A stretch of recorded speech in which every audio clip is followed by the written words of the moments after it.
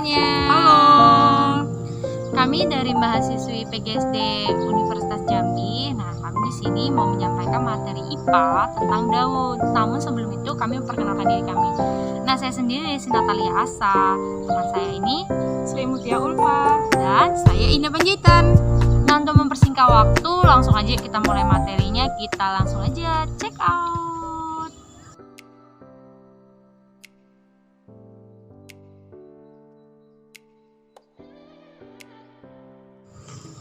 Dulu apa sih?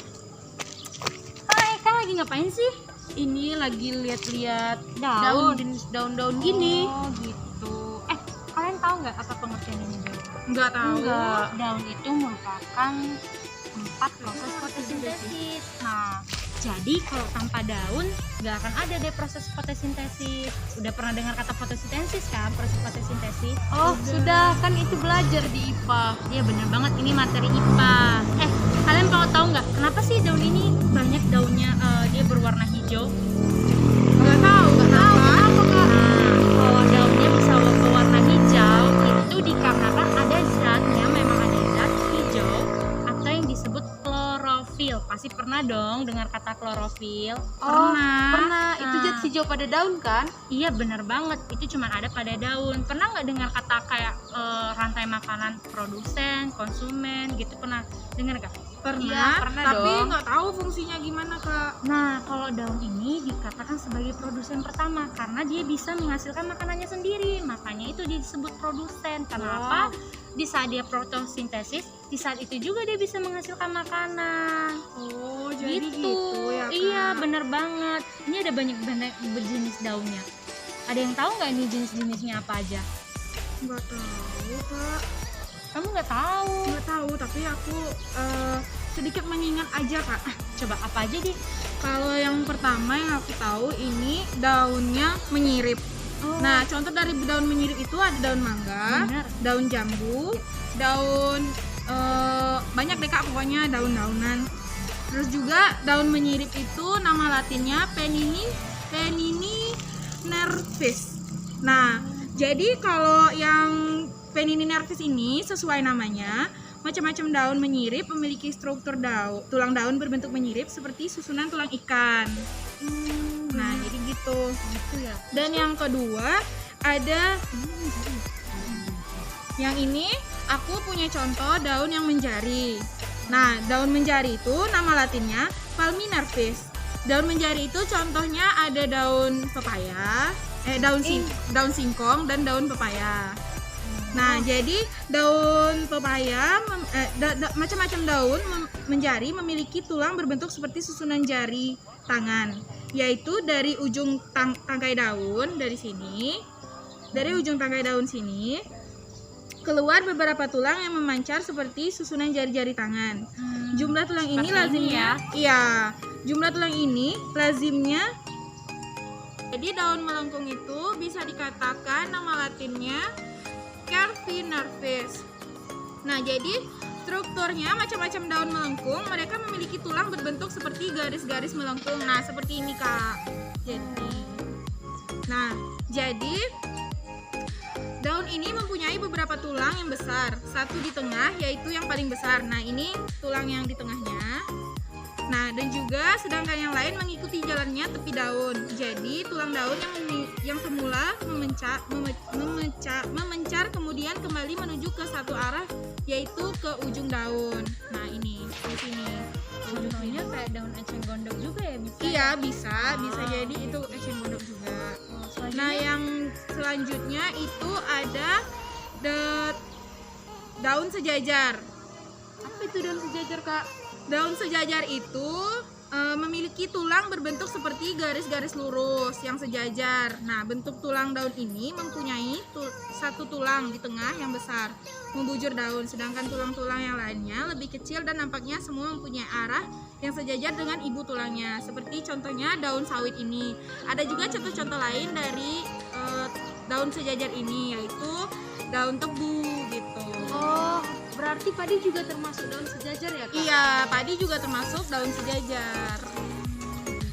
Nah, kan kalau misalnya tadi ada kita ngomongin tulang-tulangnya sama kayak badan kita, setiapnya berarti memiliki struktur Pada daun itu memiliki struktur. Yang pertama ada pelepah daun atau bisa disebut dengan vagina. Biasanya ini ada pada tumbuhan monokotil. Ada yang tahu apa itu tumbuhan monokotil? Apa itu, Kak?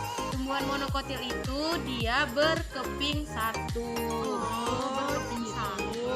Iya, selanjutnya pada daun itu dia memiliki tangkai.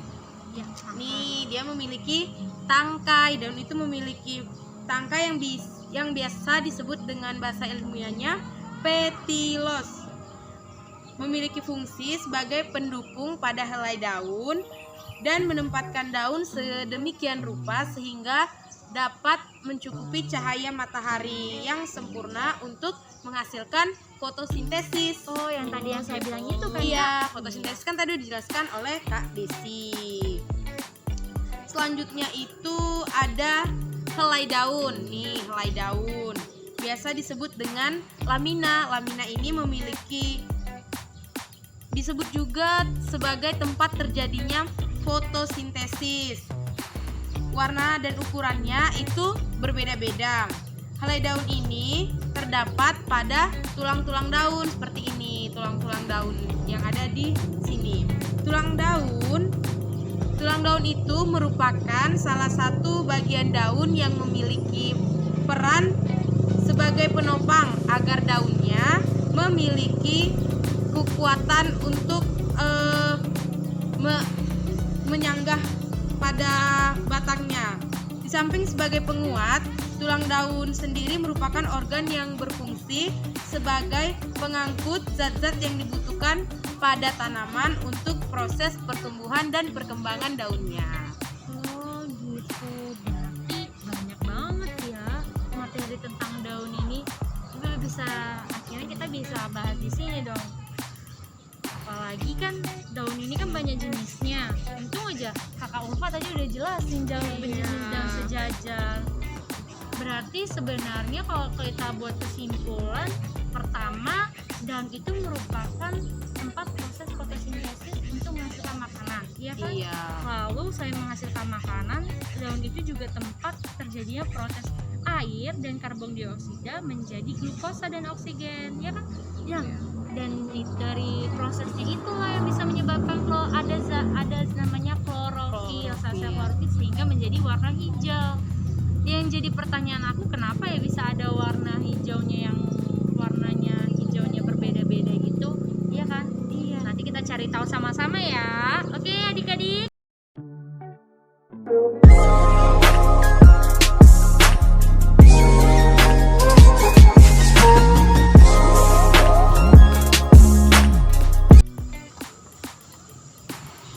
Halo Kak, lagi Halo. pada ngapain? Hai, Fa. Nggak ada, lagi duduk-duduk aja santai-santai.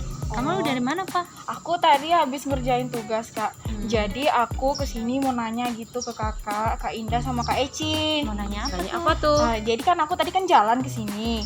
Nah, jadi aku kayak merhatiin sekitar aku itu pohon-pohonannya ada yang warna daunnya tuh beda-beda gitu Kak. Nah, yang aku tahu daun itu kan ada zat hijau daunnya atau Ya. klorofil. Ya benar. Nah, jadi kok daunnya itu ada yang beda-beda warnanya gitu, itu gimana sih Kak? Gitu. Setahu kakak, itu ada beberapa faktor nggak sih, Kak Indah? Iya, ada beberapa faktor yang mempengaruhi warna daun itu berubah-ubah. Paling utama itu ada faktor lingkungan yang mempengaruhi perubahan pada warna daun. Lingkungan itu ada suhu, panjang lamanya sinar matahari. Kadang tuh kita lihat kan, nggak semua daun dapat pencahayaan yang sama. Ada yang lebih banyak, ada yang lebih sedikit. Karena terkadang perhatikan deh di lingkungan sekitar kita, banyak banget pohon-pohonan yang kadang juga menutupi pohon-pohonan kecil. Jadi itu salah satu faktor juga yang membuat warna daun itu berubah. Ada yang lebih cepat kuning, ada yang lambat hijau, seperti itu. Suhu juga mempengaruhi hal tersebut, serta kadar airnya. Oh, itu beberapa faktornya tuh. Nah, ada juga yang beberapa hal yang bisa menyebabkan kenapa sih warna-warnanya itu berbeda. Sebenarnya gini, yang benar kata kakak tuh benar juga tuh. Tapi itu lebih kayak ke ibaratkan karena dia lama atau kayak pergantian musim itu kan mau ya anginnya atau mataharinya jadi menyebabkan layu. Terus tuh ada nggak sih warnanya yang warna hijau, warna kuning, warna merah tuh juga ada kadang-kadang ya kan? Nah iya kan aku tadi lihatnya di jalan-jalan ada yang warna hijau, warna kuning, ada yang coklat, udah layu gitu kak. Nah itu gimana kak? Nah sebenarnya katanya klorofil tuh ada komponennya. Nah beberapa komponennya itu yang memberikan penampilan pada warna daun itu berbeda. Nah ada pada masa proses fotosintesis itulah yang menyebabkannya bisa merubah warna. Nah salah satu contohnya kakak kasih tahu nih ya, itu ada karotenoid atau karoten dan atau setofil yang memberi warna oranye atau kuning, tanin yang memberikan warna pada keemasan, dan antikorin yang memberikan warna merah atau ungu. Jadi bukan sekedar zat klorofil yang kita tahu itu dia warnanya hijau, tapi itu memang dia zatnya warna hijau, zatnya untuk hijau. Tapi karena beberapa faktor dari yang dibilang kakak ini ya, sehingga pada zat klorofil itu mempengaruhinya, berubah seperti itulah kita bilangnya. Seperti kita ibaratkan kayak apa ya, minuman es teh manis, kita kasih es batu ya kan. Kalau es batunya lebih banyak, lama kelamaan warna teh manisnya jadi hilang ya kan. Iya, jadi memudar. Nah kurang lebih seperti itu. Jadi karena pengaruh matahari yang faktor yang kakak bilang ini, jadi zat hijaunya berkurang seperti itu. Nah ada juga sih beberapa hal yang bisa buat warna itu bisa berubah-ubah. Nah salah satunya adalah warna itu akan berubah mengikuti derajat keasaman atau pH. Yang tadi dibilang kakak ini adalah lingkungan, ya kan? Lingkungan itu semakin asam, rendah, lingkungan akan muncul warna merah. Tapi sebaliknya, kalau semakin basah muncul warna biru pada daun. Malahan aku bingung deh, kok bisa ya warna biru? Tapi kita belum pernah lihat ya. Tapi kalau kita lihat keemasan, merah, kayaknya udah biasa ya. Apalagi yang warna kuning tua, itu kita bilangnya aja udah layu, ya kan? Nah itu salah satu faktor yang menyebabkan kenapa sih warnanya itu yang berbeda-beda, Fa. Oh jadi gitu ya kak. Iya, ada banyak hal sih, ada banyak hal yang perlu dipelajari tentang daun ini. Tapi ya semuanya akan ngalir kalau kita mau belajar, ya kan? Iya, oh aku kira kenapa gitu kan daunnya bisa berubah-berubah warnanya. Makasih ya kak buat ilmunya. Iya Yufa, Iya, sama-sama. Jangan lupa semangat belajar ya. Iya walaupun kak, pandemi terima kasih. ini. Jangan lupa protokol kesehatan. Iya kak, kalian juga harus mematuhi 3M. Yang Oke. pertama memakai masker, yang kedua Menjaga jarak. yang ketiga mencuci tangan. Oke. Tadi kita udah jelasin materi apa aja. Yang pertama pengertian daun. Yang kedua ada struktur daun, Yang ketiga ada tulang daun. ada tulang daun. Yang Dan keempat, keempat tentang Jenis-jenis daun. Nah, ada yang kelima terakhir kita bahas tentang apa tuh? Mengapa daun itu warnanya berbeda-beda? Hal apa yang mempengaruhi daun tersebut? Iya benar banget. Nah kalau kita narik kesimpulan nih ya adik-adik, ternyata daun itu memiliki hal-hal yang sebenarnya itu yang perlu, banyak hal yang nggak kita ketahuin. Kita taunya cuman kayak mungkin fotosintesis, klorofil, terus tuh apalagi nih kak, kayak tulang daun. Ternyata tulangnya itu, sedangkan daun mempunyai struktur kayak kita ya kan. Memiliki struktur. Iya, dan kenapa warna daun itu berubah-berubah itu memiliki alasan juga, iya kan? Salah satunya karena faktor Lingkungan, suhu, dan juga air. Iya bener banget. Jadi bukan hanya kita aja yang bisa dipengaruhi lingkungan dan yang lain, tapi daun juga loh teman-teman, adik-adik sekalian.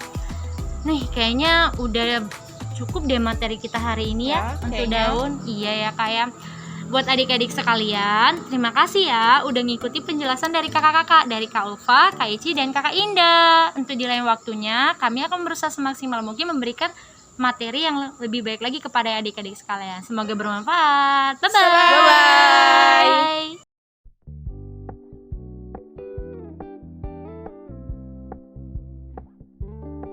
We're gonna keep it low key, keep it softly spoken, with no strings tying you to me. I'm happy in your company with no emotion, 'cause my love deserves to be free.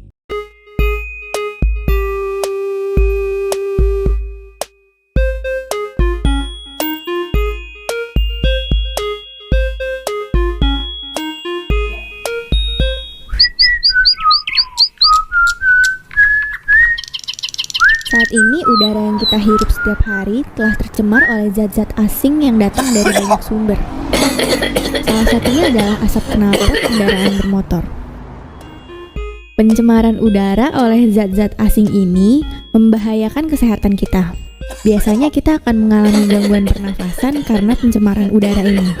Salah satu cara untuk mengatasi pencemaran udara adalah dengan menanam tumbuhan di sekitar kita.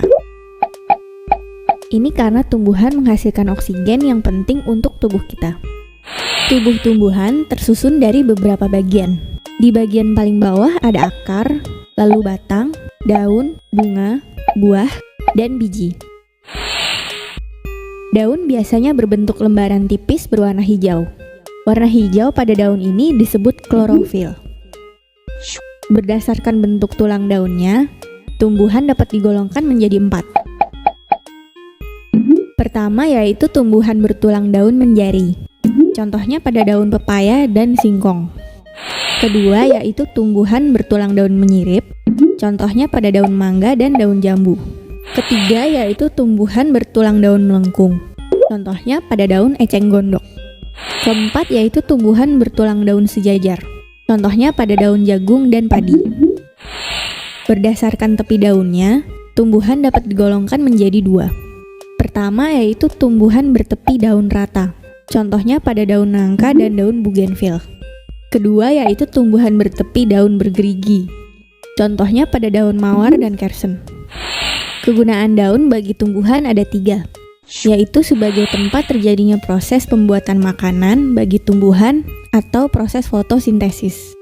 Yang kedua sebagai alat pernafasan tumbuhan, dan yang ketiga sebagai tempat pengeluaran uap air yang berlebih. Karena daun menjadi tempat terjadinya fotosintesis dan menghasilkan oksigen yang penting bagi manusia, marilah kita menjaga kelestarian lingkungan kita dengan menanam pohon dan merawatnya. Hai teman-teman, apa kabar? Hari ini kita akan belajar mengenal jenis-jenis akar dan jenis-jenis daun.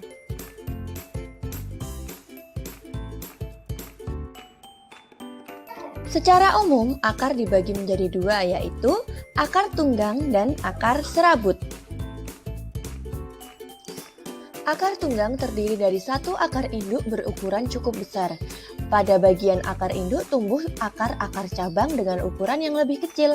Contohnya, akar pohon jeruk, jambu, kopi, dan mangga. Akar serabut berbentuk serabut berukuran kecil-kecil.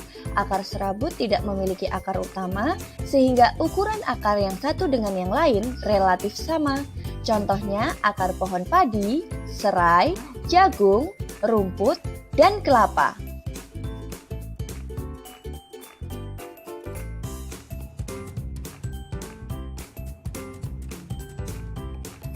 Daun menjari adalah daun yang bentuknya merupai jari-jari tangan kita. Memiliki tulang daun seperti jari-jari kita, ibu tulang daun biasanya terletak di tengah. Tulang daun biasanya berjumlah ganjil loh. Contohnya daun singkong dan daun pepaya. Daun menyirip merupakan daun dengan tulang daun yang tersusun seperti sirip ikan. Contohnya daun rambutan, daun mangga, daun nangka, dan daun jambu biji. Daun melengkung ialah daun dengan satu ibu tulang daun yang membujur dari pangkal hingga ujung di mana anak-anak tulang daunnya melengkung sejajar mengikuti arah ibu tulang daunnya. Contoh, daun waru, daun sirih, daun genjer, dan daun akasia. Daun sejajar mempunyai tulang daun yang sejajar atau berada dalam satu baris di setiap helai daunnya. Karena tulang daun sejajar berada dalam satu baris, maka tulang daun sejajar akan terlihat seperti garis-garis lurus. Bentuk daun sejajar ini biasanya akan mengerucut atau mengecil di bagian ujungnya dan menyatu pada bagian ujung. Contohnya, daun pandan, daun serai, rumput, dan daun kelapa. Nah, sekarang kita sudah paham semua tentang jenis-jenis akar dan jenis-jenis daun. Apakah kalian bisa mengenali jenis-jenis daun dan jenis-jenis akar yang ada di sekitar kalian?